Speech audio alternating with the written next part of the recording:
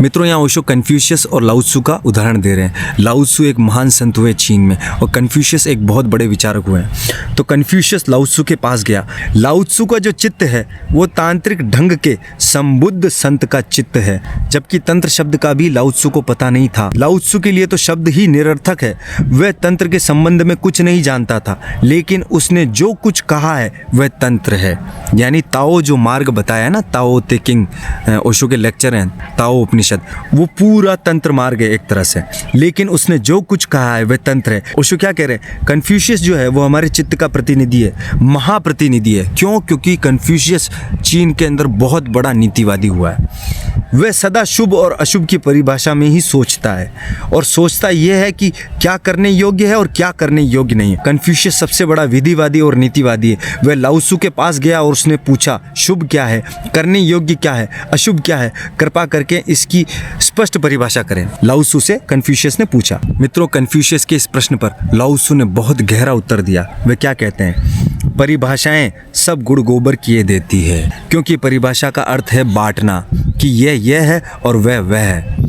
तुम बांट कर कहते हो कि ए अब बी है, और तुम बांटते हो और कहते हो कि ए अब बी नहीं हो सकता। तब भेद पैदा हो गया, द्वंद्व निर्मित हो गया, और अस्तित्व एक है। ए सतत बी हो रहा है और ए निरंतर बी में प्रवेश कर रहा है। मित्रों, लाओ त्सु कितनी गहरी बात कहते हैं। जीवन सतत मृत्यु बन रहा है, जीवन निरंतर मृत्यु में प्रवेश कर रहा है। इस हालत में तुम परिभाषा कैसे करोगे? बचपन जवानी में प्रवेश कर रहा है, जवानी बुढ़ापे में गति कर रही है, स्वास्थ्य रोग में गति कर रहा है और रोग स्वास्थ्य में गति कर रहा है। इस हालत में तुम उसके बीच विभाजन की रेखा कैसे खींचोगे? लाओ त्सु कहते हैं, जीवन एक प्रवाह है। जब तक तुम उसकी परिभाषा करते रहते हो तब तक तुम सब कुछ खड्ड-मड्ड कर देते हो, क्योंकि परिभाषाएं मृत होती है और जीवन एक जीवंत प्रवाह है। इसलिए परिभाषाएं सदा गलत होती है। लाओ त्सु कहता है परिभाषा असत्य को जन्म देती है। कितना गहरा उत्तर है लाओ त्सु का। परिभाषा असत्य को जन्म देती है, इसलिए परिभाषा मत करो, मत कहो कि क्या शुभ है और क्या अशुभ। कन्फ्यूशियस ने कहा है, यह आप क्या कह रहे हो? तब लोगों का मार्गदर्शन कैसे होगा? तब उनका शिक्षण कैसे होगा? वे नैतिक और शुभ कैसे बनेंगे? मित्रों, अब जो लाओ त्सु का जो उत्तर है ना, वो आप सुनोगे तो हम नीतिवाद के दृष्टिकोण से देखेंगे तो हमें लाओ त्सु समझ नहीं आएंगे। लाओ त्सु ने कहा कि मेरी दृष्टि में यही पाप है कि कोई किसी दूसरे को अच्छा बनाने की कोशिश करे। तुम मार्गदर्शन करने वाले हो कौन? तुम मार्गदर्शन करने वाले कौन हो? तुम राह दिखाने वाले कौन हो? जितने ही मार्गदर्शक होंगे उतनी ही उलझन बढ़ेगी। हर आदमी को अपने ऊपर छोड़ दो, तुम कौन होते हो? ये दृष्टि खतरनाक मालूम होती है। ओशो क्या कह रहे हैं? ये दृष्टि खतरनाक मालूम होती है ही। ऐसी दृष्टि पर समाज खड़ा नहीं किया जा सकता। कन्फ्यूशियस यही पूछे चला जाता है लाओ त्सु से, और लाओ त्सु की पूरी बात यह है कि प्रकृति स्वभाव पर्याप्त है। नैतिकता की जरूरत क्या है? स्वभाव सहज है, स्वभाव पर्याप्त है। आरोपित नियम और अनुशासन जरूरी नहीं है। निर्दोषिता सरलता काफ़ी है, नैतिकता अनावश्यक है। स्वभाव सहज है, स्वभाव पर्याप्त है। ऊपर से लादे गए नियम निषेध कतई जरूरी नहीं है। निर्दोषिता काफ़ी है, ज्ञान की भी क्या ज़रूरत है? कितना गहरा दृष्टिकोण है ये। इसीलिए तो तंत्र समझ नहीं आता लोगों को, क्योंकि तंत्र बहुत बियॉन्ड बात करता है, वो एंड की बात करता है, आखिरी बात करता है। मित्रों, कन्फ्यूशियस और लाओ त्सु की इस मुलाकात के बाद कन्फ्यूशियस बहुत घबराया हुआ वापस लौटा। बहुत रातें उसे नींद नहीं आई, और उसके शिष्य पूछते थे कि हमें उसके साथ हुई मुलाकात के संबंध में कुछ कहिए, क्या हुआ? कन्फ्यूशियस ने कहा कि वह आदमी नहीं है, वह खतरा है, एक सिंह है, वह मनुष्य नहीं है। वह जहाँ रहता है उधर कभी मत जाना। जहाँ लाओ त्सु का नाम सुनो वहाँ से खिसक जाओ, वह तुम्हारे मन को पूरी तरह हिलाकर छोड़ेगा। कन्फ्यूशियस कह रहा है लाओ त्सु के लिए। अब ओशो क्या कहते हैं? और ये बात बिल्कुल सही है, क्योंकि पूरा तंत्र इस बात के लिए है कि मन का कैसे अतिक्रमण किया जाए। तंत्र मन को विनिष्ट करने के लिए ही है। मन परिभाषा, नियम और अनुशासन के सहारे जीता है। मन एक व्यवस्था के अंदर जीता है, लेकिन याद रहे तंत्र अव्यवस्था नहीं है। तंत्र कोई अव्यवस्था नहीं है, और ये एक नाजुक बात है जो समझने योग्य है, लेकिन सब इस बात को नहीं समझ सकते। कन्फ्यूशियस कन्फ्यूशियस लाओ त्सु को नहीं समझा सका। ओशो क्या कह रहे हैं? कन्फ्यूशियस लाओ त्सु को नहीं समझ सका। कन्फ्यूशियस जब चला गया तब लाओ त्सु हंस रहा था। उसके शिष्यों ने पूछा कि आप इतने हंस क्यों रहे हैं, क्या बात है? तो लाओ त्सु ने कहा, समझ के लिए मन बड़ी बाधा है, कन्फ्यूशियस तक का मन बाधा है। वह मुझे बिल्कुल नहीं समझ सका और वह मेरे संबंध में जो भी कहेगा वह नासमझी होगी। लाओ त्सु अपने शिष्यों से आगे कहते हैं कि कन्फ्यूशियस यह समझता है कि वह दुनिया में व्यवस्था लाने जा रहा है। तो लाओ त्सु क्या कहते हैं? तुम संसार में व्यवस्था पैदा नहीं कर सकते, व्यवस्था तो उसमें निहित है, व्यवस्था उसमें समाई हुई है पहले से, और जब तुम व्यवस्था पैदा करने चलते हो तब अव्यवस्था पैदा होती है। जबकि कन्फ्यूशियस उल्टा ये सोचेगा कि मैं अव्यवस्था पैदा कर रहा हूँ, लेकिन सच्चाई ये है कि अव्यवस्था वह पैदा कर रहा है। मैं तो सब आरोपित व्यवस्था के खिलाफ हूँ, लाओ त्सु ये कह रहे हैं। लाओ त्सु आगे कह रहे हैं, क्योंकि मैं उस सहज अनुशासन में विश्वास करता हूँ जो आप ही आता है, अपने आप ही विकसित होता है, उसे लाना और लादना नहीं पड़ता। तंत्र चीज़ों को इस भांति देखता है। तंत्र के लिए निर्दोषता सहजता है, बिना किसी आरोपण के स्वयं होना, बस स्वयं होना। जैसे वृक्ष बढ़ता है वैसे बढ़ना, बड़ी सहजता के साथ। और ध्यान रहे, तुम्हें तुम्हारे बगीचे का वृक्ष नहीं होना है, तुम्हें जंगल का वृक्ष होना है जो सहजता से बढ़ता है। ओशो क्या कह रहे हैं? और ध्यान रहे, तुम्हें तुम्हारे बगीचे का वृक्ष नहीं होना है जिसको खुद से लगाया जाता है, उसको पानी पिलाना पड़ता है तब वो बढ़ता है। तुम्हें जंगल का वृक्ष होना है जो सहजता से बढ़ता है, किसी मार्गदर्शन के अनुसार नहीं। दोस्तों ये बात बहुत लोगों को हिला देगी, क्योंकि सब मार्गदर्शन कुमार्गदर्शन है। तंत्र के लिए सब मार्गदर्शन कुमार्गदर्शन है।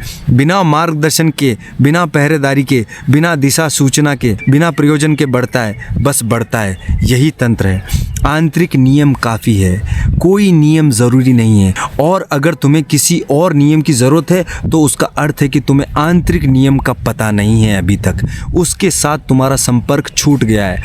इसलिए असली चीज़ आरोपण नहीं है, असली चीज़ है संतुलन को, सम्यक्त को फिर से प्राप्त करना, फिर से केंद्र की ओर गति करना, फिर से घर की ओर लौटना, ताकि तुम्हें सच्चा आंतरिक नियम उपलब्ध हो जाए। यही तंत्र समझाना चाहता है, और इसीलिए तंत्र इतना गहरा है कि सबको समझ नहीं आता। ओशो आगे क्या कहते हैं? लेकिन नीति के लिए, धर्मों के लिए, तथाकथित धर्मों के लिए ज़रूरी है कि वे व्यवस्था को, अच्छाई को ऊपर से ला दें, बाहर से आरोपित करें। याद रहे, धर्म, नैतिक शिक्षण, पुरोहित, पोप सब तुम्हें बुरा, बुनियादी रूप से बुरा मानकर चलते हैं। वे मनुष्य के शुभ में, उसकी अच्छाई में विश्वास नहीं करते, किसी आंतरिक अच्छाई में उन्हें भरोसा नहीं है। वे मानकर चलते हैं कि तुम बुरे हो, और जब तक तुम्हें अच्छा होना ना सिखाया जाए तब तक अच्छे नहीं हो सकोगे। वे ये समझते हैं कि जब तक अच्छाई बाहर से नहीं थोपी जाएगी तब तक उसके आने की, भीतर से आने की संभावना नहीं है। इसीलिए पुरोहितों, नीतिवादियों और धर्मगुरुओं की नज़र में तुम बुनियादी रूप से बुरे हो। अच्छाई तो वह अनुशासन है जो ऊपर से थोपा जाता है। तुम एक अराजकता हो और वे तुम्हें व्यवस्था देंगे। वे व्यवस्था लाने वाले हैं, और उन्होंने सारी दुनिया को एक खड्ड-मड्ड की तरह, उलझाव में, एक पागल खाने की तरह बना दिया है, क्योंकि सदियों से वे संसार में व्यवस्था पैदा करने में लगे हैं और अनुशासन लाने में लगे हैं। उन्होंने इतना सिखाया है कि सीखने वाले ही पागल हो गए हैं। मित्रों, ये जो दृष्टिकोण है वो बहुत गहरा है, बहुत गहरा है, नहीं आएगा समझ में सबके। तंत्र तुम्हारी आंतरिक अच्छाई में विश्वास करता है, बाहरी लिपापोती में उसका कोई भरोसा नहीं है। इस फर्क को स्मरण रखो। तंत्र कहता है कि हर एक व्यक्ति शुभ है, अच्छा है, वह अच्छा ही पैदा होता है, अच्छाई उसका स्वभाव है। यह हकीकत है कि तुम अच्छे हो ही, तुम्हें स्वाभाविक विकास की ज़रूरत है, किसी आरोपण की ज़रूरत नहीं है। यही कारण है कि कोई भी चीज़ बुरी नहीं समझी जाती। अगर क्रोध है, काम वासना है, लोभ है, तो तंत्र कहता है कि वे सब भी शुभ है। बस एक ही चीज़ की कमी है कि तुम अपने में केंद्रित नहीं हो, इस कारण तुम उनका उपयोग नहीं कर पाते हो। यही कारण है कि तुम उनका सदुपयोग करने की बजाय उनका दुरुपयोग करते हो। तंत्र ये कहता है कि क्रोध बुरा नहीं है, असली समस्या है कि तुम अपने भीतर नहीं हो, और यही कारण है कि क्रोध तबाही लाता है, क्योंकि तुम अपने भीतर नहीं हो। अगर तुम अपने भीतर रहोगे तो फिर क्रोध कैसे है? फिर तो बस करुणा ही है ना, फिर क्रोध रहेगा कैसे? ये समझाना चाह रहा है तंत्र। अगर तुम अपने भीतर उपस्थित रहो तो क्रोध स्वस्थ ऊर्जा बन जाता है, स्वास्थ्य बन जाता है, तब क्रोध ऊर्जा में रूपांतरित हो जाता है, और तब वह शुभ हो जाता है, वह करुणा में बदल जाता है। तंत्र का दृष्टिकोण बहुत गहरा है। जो कुछ भी शुभ है, तंत्र सब चीज की अंतर्भूत अच्छाई में विश्वास करता है। सब कुछ पवित्र है, कुछ भी अपवित्र नहीं, कुछ भी अशुभ नहीं। तंत्र के लिए कोई शैतान नहीं, केवल दिव्य अस्तित्व है। यही तंत्र है? ये प्रश्न अभी भी थोड़ा बाकी है क्योंकि काफ़ी लंबा इसका उत्तर है, लेकिन हमने जितना पढ़ा उससे भी आप लोग अगर यहाँ तक इस वीडियो को देखा है, सुना है, तो आप समझ सकते हैं कि तंत्र का दृष्टिकोण कितना गहरा है, बहुत गहरा है। तंत्र सिर्फ इस बात की चिंता करता है कि आप प्रयोग करो, आप प्रयोग करो। तंत्र ये निवेदन करता है बस, आप प्रयोग करो, प्रयोग में उतरो। भगवान शिव बार बार यही समझा रहे हैं कि प्रयोग करो, प्रयोग में उतरो। अगर प्रयोग में उतरोगे, ईमानदारी से उसको करोगे, तो एट द एंड तुम उस सच्चे ज्ञान को उपलब्ध हो ही जाओगे जहां तुम बच्चे की तरह निर्दोष रहोगे। तो मित्रों, तंत्र यही समझा रहा है, भगवान शिव यही समझा रहे हैं कि विधि में उतरो, विधि का प्रयोग करो, उस पर चलो, निष्ठा से चलो, ईमानदारी से चलो, उसको करो और लगातार चलते रहो। तो एक दिन तुम उस परम ज्ञान तक पहुंच जाओगे जहां पर तुम बच्चे की भांति निर्दोष रहोगे और सुकरात की तरह हो जाओगे, लाओत्सु की तरह हो जाओगे, कन्फ्यूशियस की तरह तुम नीतिवाद के वचनों में उलझे नहीं रहोगे। तुम एक्चुअल में असली जो जीवन की नीति है उस पर पहुंच जाओगे। इसलिए मित्रों, भगवान शिव तंत्र मार्ग में सिर्फ विधि की बात करते हैं, विधियों के ऊपर चर्चा करते हैं, विधियों के लिए कहते हैं कि ये विधि है, प्रयोग करो। प्रयोग करोगे, ईमानदारी से करोगे, निष्ठा से करोगे, लगातार चलते रहोगे, तो तुम एक दिन उस परम ज्ञान तक पहुंच जाओगे, आत्म उपलब्ध हो जाओगे।